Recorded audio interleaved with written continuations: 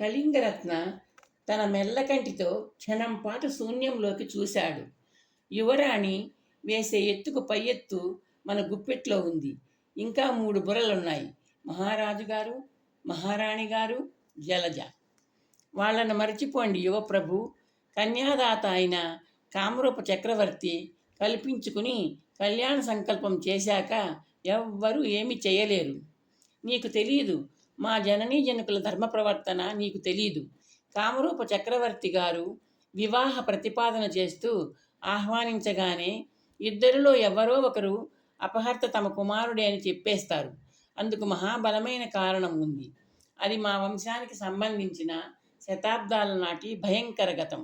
అంటే అంటే మహారాజు గారు, మహారాణి గారు తమ ఏకైక పుత్రుడిని, ఏకైక వారసుణ్ణి శాశ్వతంగా కోల్పోతారా? ఉలూకుడు నోరు వెళ్ళబెట్టాడు. దోషిగా నన్ను అప్పగించకపోవచ్చు. యథార్థాన్ని ఎరుకపరిచి తమ వంశాంకురాన్ని క్షమించి వదిలిపెట్టమని అర్థిస్తారు. మీ కుమార్తె మీకు దక్కింది, మా కుమారుడిని మాకు దక్కించండి అని నా వివాహాన్ని విధ్వంసం చేసి నన్ను తెచ్చుకుంటారు. నీకు తెలీదు. కళింగరత్న గొణుగుతూ అటూ ఇటూ తిరగసాగాడు. ఉలూకుడు తీవ్రంగా ఆలోచిస్తూ కాసేపు కళ్ళు మూసుకున్నాడు. తటాలన కళ్ళు తెరిచాడు. తట్టింది అన్నాడు ఉద్రేకంగా. కళింగరత్న ఆగి ప్రశ్నార్థకంగా చూశాడు. ఒక పని చేద్దాం యువప్రభు. యువరాణిని కామరూప చక్రవర్తి గారికి క్షేమంగా అప్పజెప్పి కళింగరత్న అపహర్త కాదని, ఆపద్బాంధవుడని అక్కడ నమ్మకం కలిగిస్తాం. చక్రవర్తి గారు వివాహ ప్రస్తావన తెస్తారు. వివాహ విషయంలో తమ తల్లిదండ్రుల అంగీకారం అవసరమని విన్నవించండి. రాజదంపతుల రాజధాని రత్నకటంలో లేరని 4 రోజులు ఆగి సంప్రదింపులకు తగిన పెద్దలను పంపించమని కామరూప చక్రవర్తి గారికి చెప్పి మనం రాజధానికి తిరిగి వచ్చేద్దాం. వచ్చి మహారాణి వారి శ్రీపాదాలను ఆశ్రయించండి. చేసిన తప్పు తెలుసుకుని యువరాణిని ఆమె తల్లిదండ్రులకు క్షేమంగా అప్పగించినట్టు చెప్పండి. కళింగరత్న చెయ్యెత్తి అంతరంగిక సేవకుడిని ఆపాడు. ఆగు, కర్తవ్యం కరతలామకమైంది. కామరూప చక్రవర్తి ఆనాడు చేసిన శపథం ప్రకారం తన కుమార్తెను వివాహం చేసుకోమని చెప్పాడన్న విషయం చెప్తాను. తల్లిదండ్రుల అనుమతి అవసరమన్న విషయం చెప్తాను.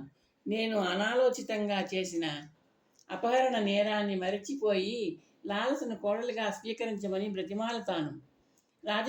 రాజదంపతులైన నా తల్లిదండ్రులు మొండిగా ప్రవర్తిస్తూ నిరాకరిస్తే భీష్మంగా బ్రహ్మచారిగా ఉండిపోతానంటూ తీవ్రంగా హెచ్చరిస్తాను.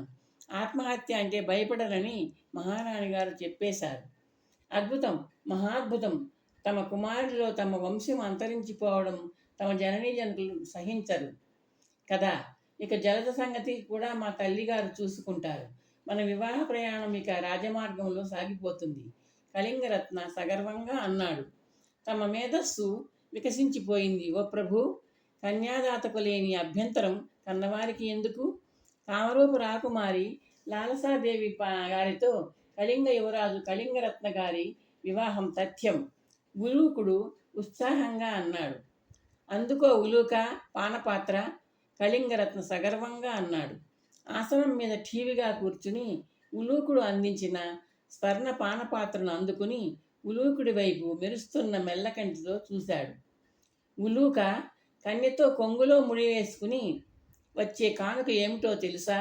నవరత్నాలు కలిపిన ఒడిబ్రాల ఉలూకుడు ప్రశ్నించాడు. కళింగరత్న ఒక్కసారి మధువును చప్పరించి గొల్లున నవ్వాడు. పిచ్చివాడ, నవరత్నాలు కలిపిన పిడికిడు బియ్యం కాదు, కామరూప సామ్రాజ్యం.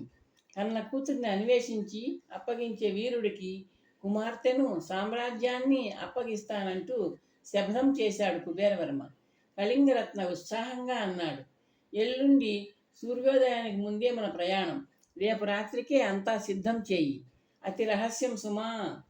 లాలస వాతాయనం ముందు నిల్చుంది. సంధ్యారాగం అందాలను అందిపుచ్చుకున్న పడమటి ఆకాశం ఆమె చూపులను ఆకర్షిస్తోంది. సింధూర వర్ణంలో గుండ్రంగా వెలిగిపోతున్న సూర్యబింబం తన నగరంలోని కామరూపాంబిక దేవత నుదుటి మీద అర్చకుడు దిద్దిన కుంకుమ తిలకాన్ని గుర్తుకు తెస్తోంది. జీవితంలో ఈ జన్మలో తనకు ఇంకా కామరూపాంబిక దర్శనం లభిస్తుందా? తను తల్లిదండ్రులను కలుసుకోగలదా? కామరూప నగరానికి వెళ్ళగలదా? ఎర్రటి గుండ్రటి సూర్యబింబం మధ్య నల్లటి గీత ఏదో గీస్తున్నట్లు ఏదో పక్షి ఎగురుతూ వెళ్ళింది. తను కామరూప నగరానికి వెళ్ళగలదు, తల్లిదండ్రులను కలుసుకోగలదు, కామరూపాంబికను దర్శించుకోగలదు. అయితే అందుకు తను ఆ పక్షిలా మారిపోవాలి. లాలస బరువుగా నిట్టూర్చింది. మెల్లకంటి మేటి వీరుడు తనను వదలడు. తనను హెచ్చరించిన విధంగా రాక్షస వివాహం చేసుకుంటాడు. రాక్షస వివాహ బంధం నుండి తప్పించుకోవడానికి తనకి ఒకే ఒక మార్గం ఉంది, ఆత్మహత్య. అవును, తనను అపహరించి తెచ్చిన రాక్షసుడికి తను తన మనసును ఇవ్వలేదు, తనువును ఇవ్వదు. చరిత్రలో ఎందరో రాజపుత్ర స్త్రీలు ఆత్మహత్యలు చేసుకుని మనసులను తనువులను పవిత్రంగా ఉంచుకున్నారు. వాళ్లే, ఆ వీరకాంతలే తనకు ఆదర్శం. తలుపు గొళ్ళెం చప్పుడు లాలసను గిరుక్కున వెనక్కు తిప్పింది. మూగ బధిర వృద్ధ పరిచారిక కురంగి తలుపులు మూసి జాగ్రత్తగా గొళ్ళెం బిగిస్తోంది. లాలస తన సంధ్యారాగ సందర్శనను ఆలోచనలను మాని మంచం వైపు నడిచి తలగడకు ఆనుకుని వాలుగా కూర్చుంది. చెవిటి పరిచారిక అడుగుల చప్పుడు కాకుండా మంచాన్ని సమీపించింది. ఆమె చంకలో ఏదో గుడ్డల మూట ఇరికించి ఉంది. ఆ మూటను తలగడ కింద దోపి లాలస వైపు తదేకంగా చూసింది. ఆమె ముఖం మీద చిరునవ్వు ప్రత్యక్షమైంది. తనను చూస్తూ మొట్టమొదటిసారిగా చిరునవ్వు నవ్వుతున్న నోరు లేని చెవిటి వృద్ధురాలిని లాలస అర్థం కానట్టు చూసింది. కురంగి పెదవులు కదిలాయి. అమ్మా యువరాణి, నీకు ప్రమాదం పొంచి ఉంది అంది కురంగి తగ్గు స్వరంతో. లాలస అదిరిపడింది ఆశ్చర్యంతో. ఆమె విశాల నేత్రాలు గిన్నెల్లా అయ్యాయి. నివ్వెరపాటు ఆమె ఎర్రటి పెదాలను అదిరేలా చేసింది. కురంగి మళ్ళీ చిరునవ్వు నవ్వింది. ఆశ్చర్యపడవద్దు, భయపడవద్దు. నేను మూగదాన్ని కాను, చెవిటిదాన్ని కాను. మహారాణి వారి కొలువులో చేరిన నాటి నుండి ఆమె ఆంతరంగిక పరిచారికగా ఉంటూ అంతఃపుర రహస్యాల రక్షణ కోసం నోరు చెవులు లేని దానిలా నటిస్తూ వస్తున్నాను. నా నటన ఒక్క మహారాణి గారికే తెలుసు. కురంగి మాట్లాడకుండా విను తల్లి. మా యువరాజు కళింగరత్న, ఆయన తొత్తు ఉలూకుడు దారుణమైన ఎత్తు వేశారు. ద్వారం వద్ద పొంచి ఉండి అంతా ఆలకించాను. కురంగి తగ్గు స్వరంలో చెప్పసాగింది. లాలస నివ్వెరపాటుతో మౌనంగా వినసాగింది. మా నాన్నగారు ఆ విధంగా ప్రకటించి ఉంటే మెల్లకంటి వాడైనా సరే, కళ్ళు లేని కబోది అయినా సరే నన్ను అప్పగించే వాడికి ఇచ్చి వివాహం జరిపిస్తారు. లాలస వణికే కంఠంతో అంది. ఆమెకు కళింగరత్న పథకం అర్థమైపోయింది. అది తప్పించుకోవాలంటే ఉన్న మార్గం ఒకటే తల్లి. కురంగి లాలస కళ్ళల్లోకి చూస్తూ అంది. ఇక్కడి నుంచి తప్పించుకోవాలి. లాలస ఆశగా, ప్రశ్నార్థకంగా, ఆందోళనగా చూసింది. నీకు ఒక రహస్య మార్గం చూపిస్తాను. ఒక పేద యువతి ధరించే వస్త్రాలు నీ తలగడ కింద దాచాను. పరిచారికలు నీకు రాత్రి భోజనం అందిస్తారు. దానిని ఆరగించవద్దు. ఆహారం అందించి వెళ్ళగానే లోపల నుంచి గొళ్ళెం బిగించు. వస్త్రాలు మార్చుకో.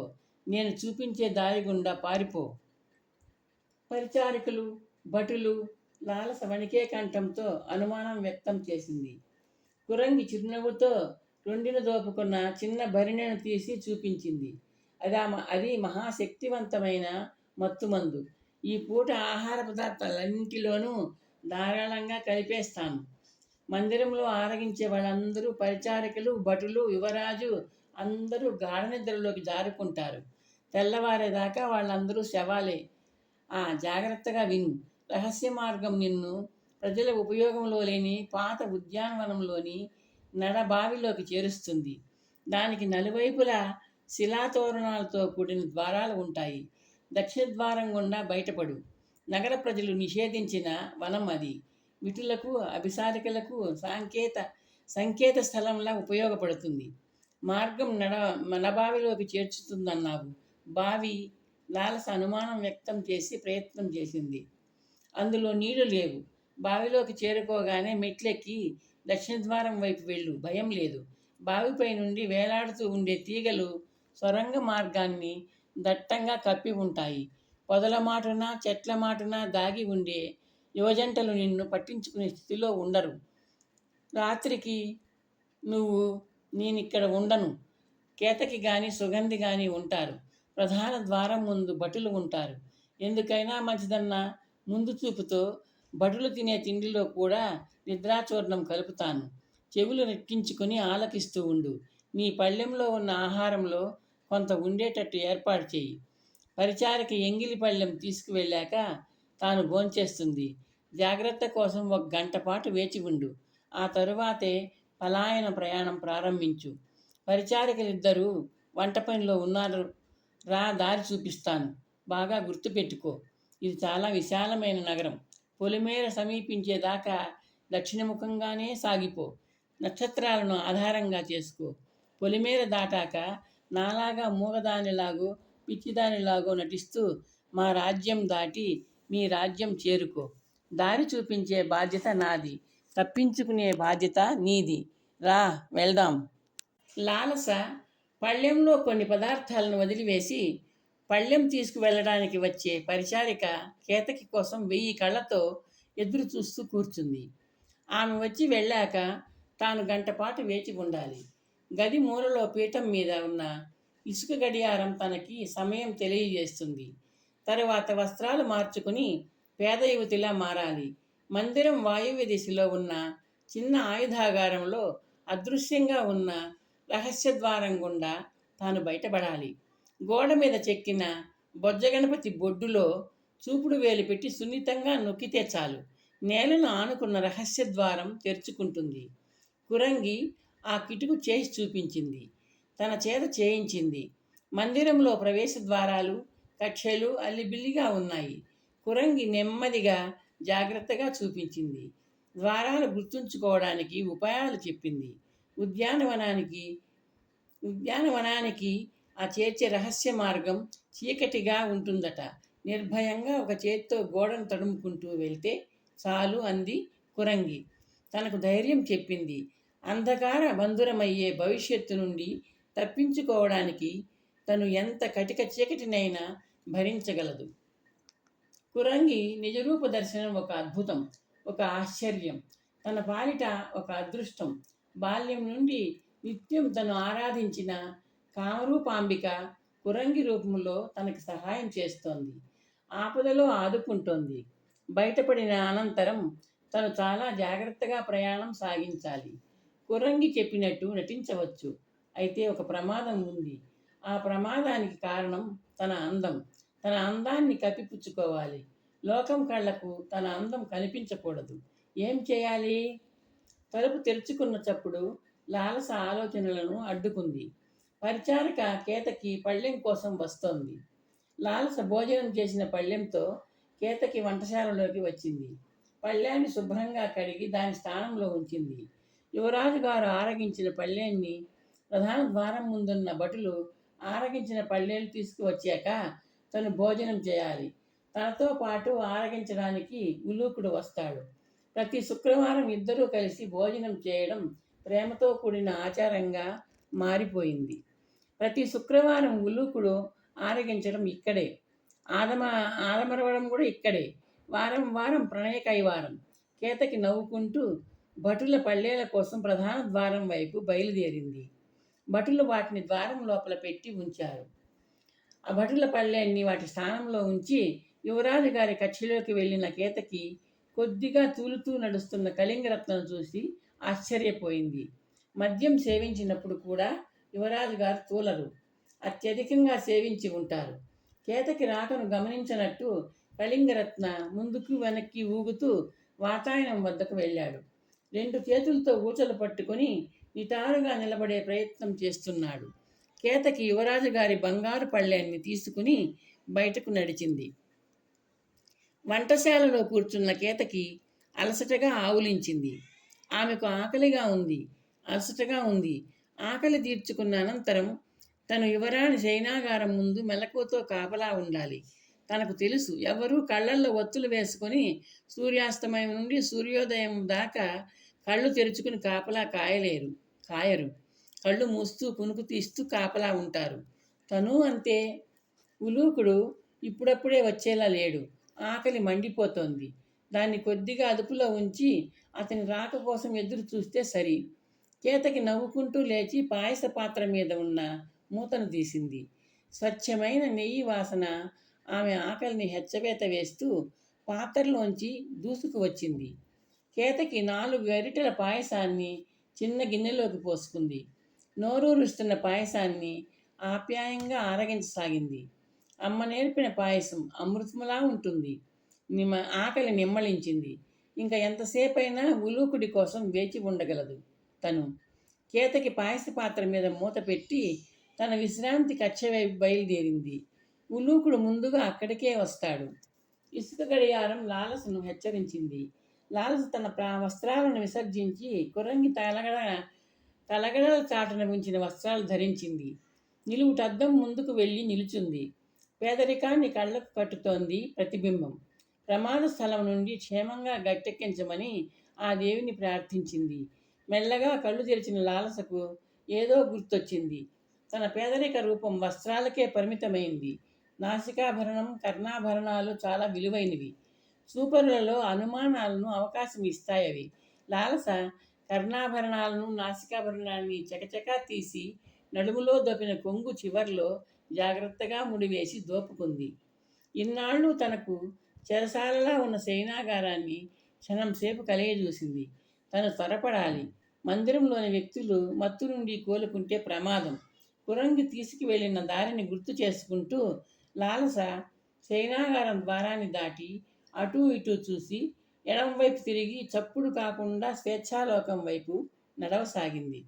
ఉలూకుడు గుర్రం మీద నుండి దిగి ఉల్లాసంగా ఈల వేసుకుంటూ పర్వత మందిరం ద్వారా వైపు నడిచాడు. ద్వారం ముందు ద్వారపాలకులు నిలుచుని లేరు. ద్వారానికి ఇరువైపులా గోడకి వీపులు ఆంచి కూతున్నారు. ఉలూకుడు ఆ ఇద్దరిని ఆక్షేపణగా చూశాడు. రే పర్వతాలు, లింగా లేవండ్రా! ఉలూకుడు వేగంగా మెట్లెక్కుతూ ద్వారపాలకులను ఒకసారి హెచ్చరించి తలుపులు తెరిచి లోపలికి వెళ్ళి తలుపుల్ని మూసివేశాడు. చేతకి తన కోసం మేలుకొని ఉంటుంది. ద్వారం వద్ద కాపలా ఉన్న ద్వారపాలక సోమరిపోతుల్ని మేలుకొలిపే ఓపిక తనకు లేదు. మందిరంలో ప్రవేశించిన ఉలూకుడు తటాలున ఆగాడు. యువరాణి శయనాగారం తలుపు తెరిచి ఉంది. అక్కడ ఉండాల్సిన కేతకి లేదు. కేతకి మందిరంలో తన విశ్రాంత కక్షలో ఉంటుంది. శయనాగారం తలుపు ఎందుకు తెరిచి ఉంది? ఎవరు తెరిచారు? వెలుపల గొళ్ళెం బిగించి ఉండాలి కదా. ఆలోచిస్తూ ఉలూకుడు ద్వారం ముందు ఆగి శయనాగారం లోపలికి చూశాడు. మంచం మీద యువరాణి లేదు. ఉలూకుడు కళ్ళు చిట్లిస్తూ శయనాగారంలోకి వెళ్ళాడు. నలుమూలలా కలయి చూశాడు. యువరాణి లేదు. కేతకి వెంట మందిరంలో తిరుగుతోందా? ఇంత రాత్రి వేళ ఆ అవసరం ఎందుకు వచ్చింది? యువరాజు గారికి తెలిస్తే ప్రమాదం. ఆయనకి చిక్కే మొదటి బలిపశువు తనే. ఉలూకుడు శయనాగారం వెలుపలికి వేగంగా వెళ్ళాడు. కాసేపట్లో మందిరంలోని ప్రధాన కక్షలన్నింటిలోనూ చూశాడు. తన శయనాగారంలో యువరాజు చెవులు చిల్లులు పడేలా గురక పెడుతూ గాఢనిద్రలో ఉన్నాడు. ఇతర కక్షలలో ఎవ్వరూ లేరు. ఇక మిగిలింది వంటశాల. కేతకి కక్ష. ఉలూకుడు పాకశాలలోకి తొంగి చూసి కేతకి లేదని నిర్ధారించుకుని ఏకాంతంలో ఆమె తనను కలుసుకునే కక్ష వైపు వేగంగా వెళ్ళాడు. కేతకి గోడవారగా ఉన్న అరుగు మీద మెల్లకిలా పడుకుని ఆదమరిచి నిద్రపోతోంది. ఉలూకుడు ఆమెను పిలుస్తూ చేతితో కదుపుతూ మేలుకొలిపే ప్రయత్నం చేశాడు. కేతకిలో చలనం లేదు. మొదటిసారిగా ఏదో అనుమానం ఉలూకుడిలో పొడమరచింది. అతని గుండె దడదడమంటూ వేగంగా కొట్టుకుంది. అన్నాళ్ళు పూర్తిగా మరిచిపోయిన ఉపయోగం లేని చిన్న ఆయుధాగారం గుర్తొచ్చింది అతనికి. ఉలూకుడు గుమ్మం వైపు పరిగెత్తాడు. ఆయుధాగారంలో నోరు తెరిచి చూస్తున్న రహస్య ద్వారాన్ని చూసి వణుకుతున్న కాళ్లను అదుపులో పెట్టుకునే ప్రయత్నం చేస్తూ ఉలూకుడు ద్వారం వైపు పరిగెత్తాడు. రహస్య మార్గం గుండా వెళ్ళడం వృధా. సమయం వ్యర్థమైపోతుంది. ఆ మార్గం ఉద్యానవనానికి తీసుకువెళ్తుందని తనకు తెలుసు. సందేహం లేదు. యువరాణి రహస్య మార్గం గుండా పారిపోయింది. ఆ మార్గం గురించి ఆమెకు ఎలా తెలిసింది? ఎవరు చెప్పారు? కేతకి, ద్వారపాలకులు, యువరాజు గారు ఆదమరిచి ఎందుకు నిద్రపోతున్నారు? లోపల నుంచి ఒకదాని తరువాత ఒకటిగా తన్నుకు వస్తున్న ప్రశ్నలకి సమాధానం వెతికే ప్రయత్నాన్ని మనసులోంచి తీసివేసి ఉలూకుడు ప్రధాన ద్వారం వైపు పరిగెత్తాడు. ముందు తాను కనిపెట్టవలసింది ప్రశ్నలకు సమాధానం కావు. పారిపోయిన యువరాణి లాలసను మత్తు నిద్రలోనే ఉన్న ద్వారపాలకుల్ని నిర్లక్ష్యం చేస్తూ ఉలూకుడు తన గుర్రం వైపు పరిగెట్టాడు. కొద్ది క్షణాల్లో ఉలూకుడు అధిరోహించిన అశ్వం పర్వతపాదం వైపు పరుగు ప్రారంభించింది.